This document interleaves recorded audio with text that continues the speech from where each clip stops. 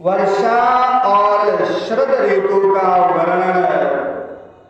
श्री सुखदेव जी महाराज कहते हैं राजा परीक्षित से, परीक्षित, ग्वाल वालों ने घर पहुंचकर अपनी मां बहन आदि स्त्रियों से श्री कृष्ण और बलराम ने जो कुछ अद्भुत कर्म किए थे, दवानल से उनको बचाया, प्रलंबन को मारना इत्यादि सबका वर्णन किया। कहा बड़े बड़े बूढ़े गोप और गोपियां भी राम और श्याम की अलौकिक लीलाएं सुनकर विस्मित हो गई। वे सब ऐसा मानने लगे कि श्री कृष्ण और बलराम के वेश में कोई बहुत बड़े देवता ही ब्रज में पधारे हैं। इसके बाद वर्षा ऋतु का सुहागवन हुआ। इस ऋतु में सभी प्रकार के प्राणियों की बढ़ती हो जाती है। उस समय सूर्य और चंद्रमा पर बार बार प्रकाशमय मंडल बैठने लगे। बादल, वायु, चमक, कड़क आदि से आकाश शुद्ध सा दिखने लगा। आकाश में नीले और घने बादल घिर जाते, बिजली कौंधने लगती, बार बार गड़गड़ाहट सुनाई पड़ती, सूर्य, चंद्रमा और तारे ढके रहते।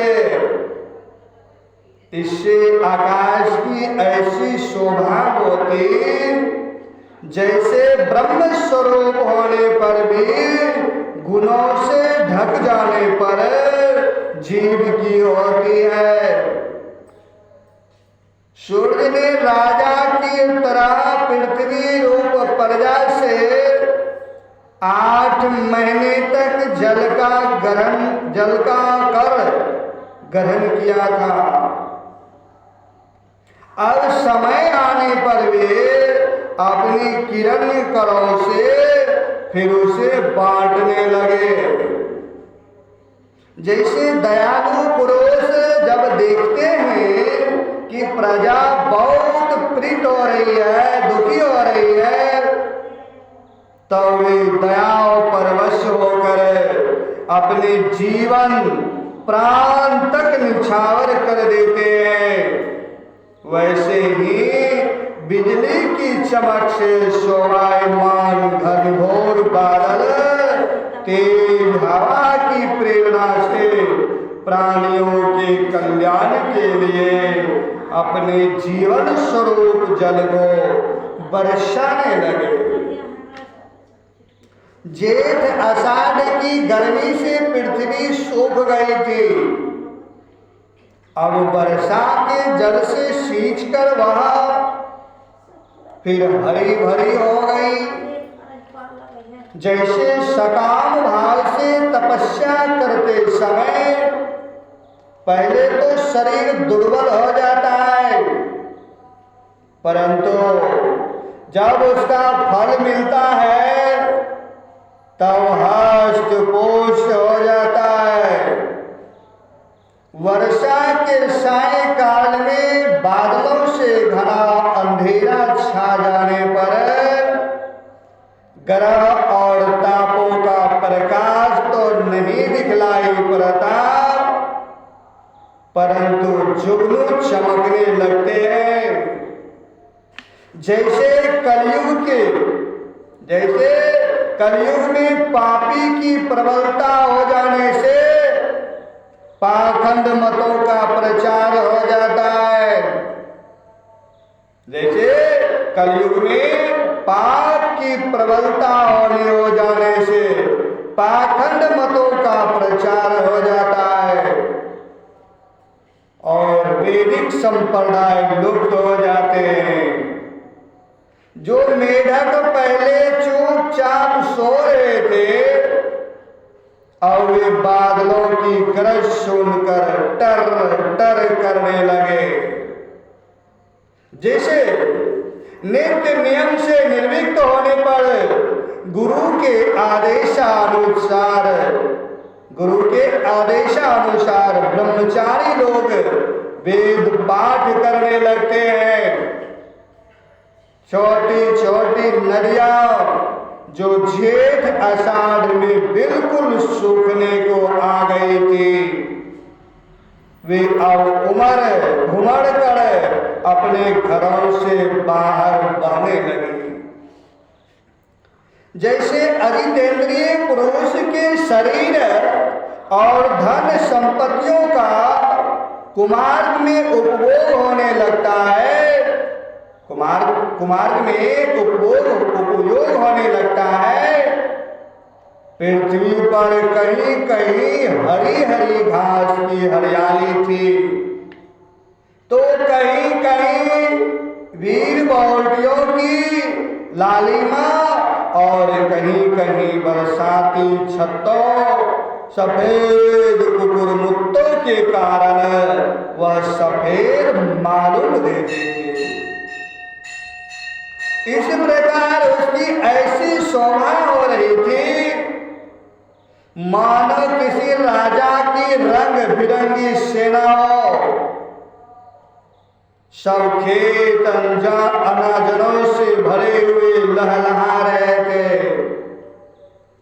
सभी खेत अनाजों से भरे हुए लहलहा रहे थे। उन्हें देखकर किसान तो मारे आनंद के फूले न समाते थे, परंतु सब कुछ प्रारब्ध के अधीन है। यह बात न जानने वाले धनियों के चित्त में बड़ी जलन हो रही थी कि अब हम इन्हें अपने पंजों में कैसे रख सकेंगे। नए बरसाती जल के सेवन से सभी जलचर और थलचर प्राणियों की सुंदरता बढ़ गई थी। जैसे भगवान की सेवा करने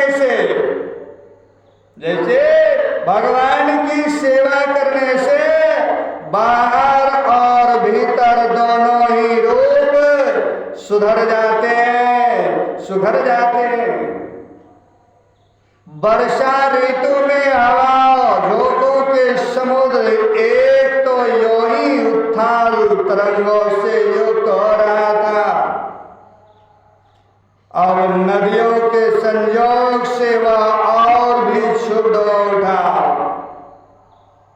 ठीक वैसे ही जैसे वासना युक्त योगी का चित्त विषयों का संपर्क होने पर कामनाओं के उभार से भर जाता है। मूसलधार वर्षा की चोट खाते रहने पर भी पर्वतों को कोई व्यथा नहीं होती थी। जैसे दुखों की भरमार होने पर भी उन पुरुषों को किसी प्रकार की व्यथा नहीं होती जिन्होंने अपना चित्त भगवान को ही समर्पित कर रखा है। जो मार्ग कभी साफ नहीं किए जाते थे वे घास से ढक गए और उनको पहचानना कठिन हो गया। जैसे जब दिव्याति वेदों का अभ्यास नहीं करते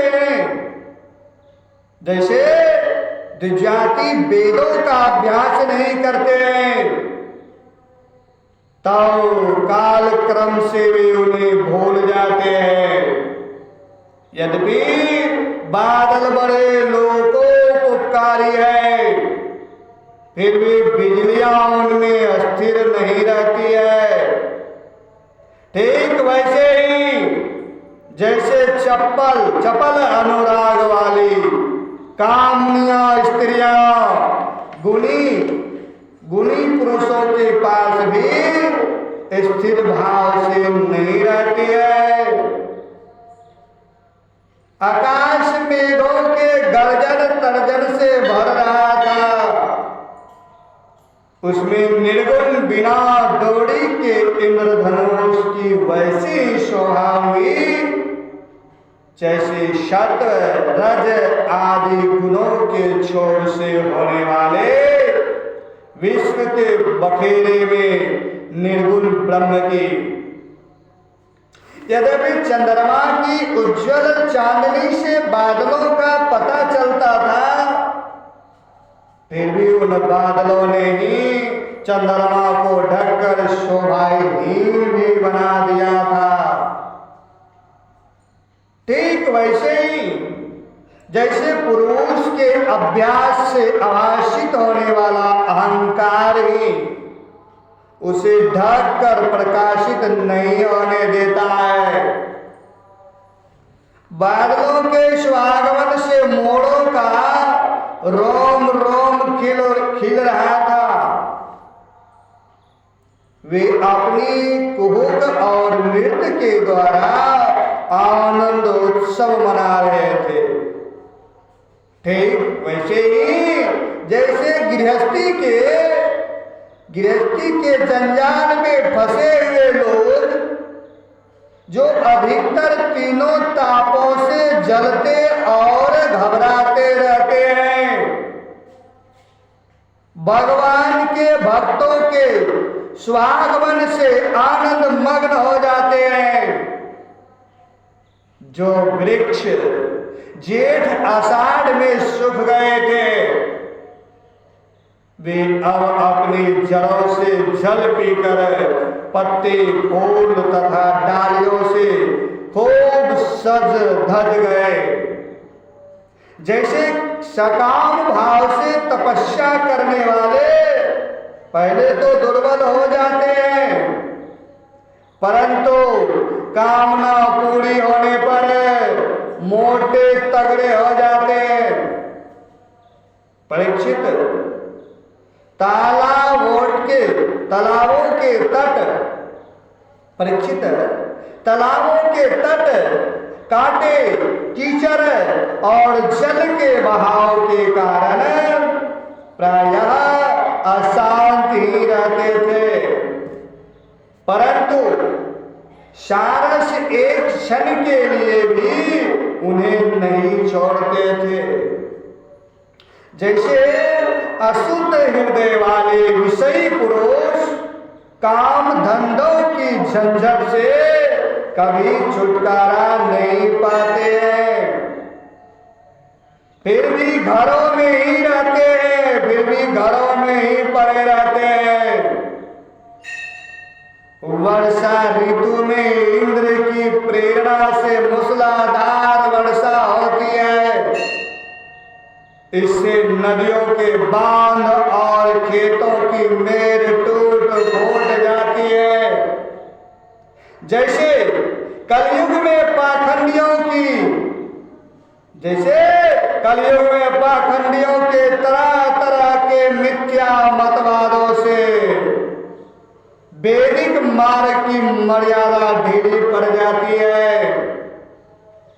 वायु की प्रेरणा से घने बादल प्राणियों के लिए अमृत में जल की वर्षा करने लगते हैं।